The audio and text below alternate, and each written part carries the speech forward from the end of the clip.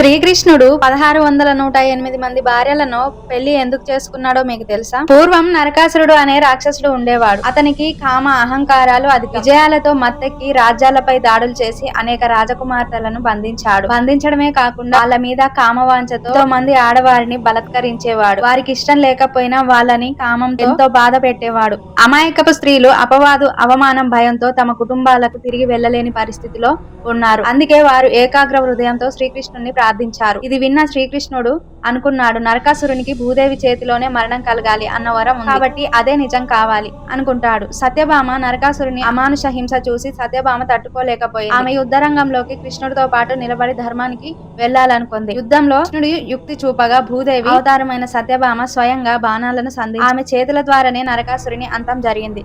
అలా వరం కూడా నెరవేర్చబడింది. ధర్మం కూడా నిలిచింది. 1618 మంది మహిళలు చెప్పారు, మేము ఎలా ఇంటికి వెళ్తాం, సమాజం అంగీకరించదు అని మేము ఇంటికి వెళ్ళలేమని బాధపడతారు. అప్పుడు శ్రీ మీ గౌరవమే నాకు ప్రథమం అని అందరినీ వివాహం చేసుకున్నాడు. వివాహం చేసుకున్న తర్వాత 16,108 మంది స్త్రీలను మధురా నగరానికి తీసుకువెళ్తాడు. కానీ వారిపై చేయి కూడా వేయడు. వాళ్ళని చాలా గౌరవనీయంగా చూస్తాడు. ఆ రోజే నరకాసురుడు చనిపోయిన కారణంగా దీపావళి జరుపుకుంటారు. ఫ్రెండ్స్, వీడియో నచ్చితే లైక్ చేసి సబ్స్క్రైబ్ చేసి జై శ్రీకృష్ణ అని కామెంట్ చేయండి.